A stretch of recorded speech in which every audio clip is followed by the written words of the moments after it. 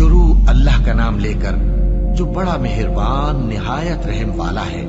यासीन, कसम है कुरान की जो हिकमत से भरा हुआ है।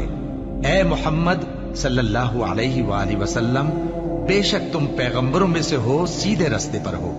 ये कुरान गालिब व मेहरबान का नाजिल किया हुआ है ताकि तुम उन लोगों को जिनके बाप दादा को खबरदार नहीं किया गया था खबरदार कर दो कि वो गफलत में पड़े हुए हैं। उनमें से अक्सर पर अल्लाह की बात पूरी हो चुकी है, सो वो ईमान नहीं लाएंगे।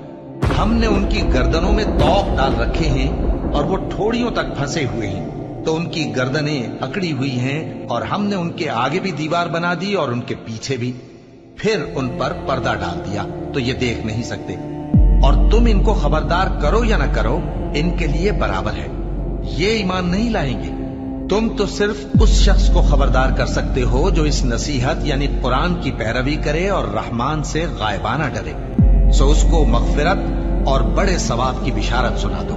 बेशक हम मुर्दों को जिंदा करेंगे, और जो कुछ वो आगे भेज चुके और जो उनके निशान पीछे रह गए हम उनको कलमबंद कर लेते हैं, और हर चीज को हमने किताबे रोशन यानी लौहे महफूज में लिख रखा है। और इनसे गांव वालों का किस्सा बयान करो जब उनके पास पैगंबर आए, यानी जब हमने उनकी तरफ 2 पैगंबर भेजे तो उन्होंने उनको झुटलाया।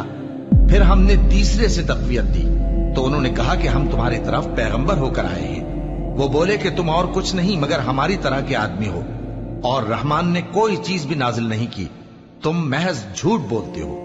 उन्होंने कहा कि हमारा परवरदिगार जानता है कि हम तुम्हारी तरफ पैगाम देकर भेजे गए हैं, और हमारे जिम्मे तो साफ साफ पैगाम पहुंचा देना है और बस।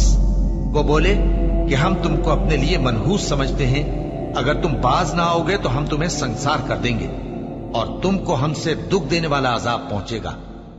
उन्होंने कहा कि तुम्हारी नहूसत तुम्हारे साथ है, क्या इसलिए कि तुमको नसीहत की गई? नहीं, बल्कि तुम ऐसे लोग हो जो हद से तजावुज कर गए हो। और शहर के परले किनारे से एक आदमी दौड़ता हुआ आया, कहने लगा कि ऐ मेरी कौम, पैगंबरों के पीछे चलो, ऐसों के जो तुमसे सिला नहीं मांगते और वो सीधे रास्ते पर हैं। और मैं क्यों उस जात की परस्तिश न करूं जिसने मुझे पैदा किया और उसी की तरफ तुमको लौट कर जाना है? क्या मैं उसको छोड़कर औरों को माबूद बनाऊं कि अगर रहमान मुझे नुकसान पहुंचाना चाहे तो उनकी सिफारिश मुझे कुछ भी फायदा न दे सके और न वो मुझे छुड़ा ही सके? तब तो मैं खुली गुमराही में पड़ गया।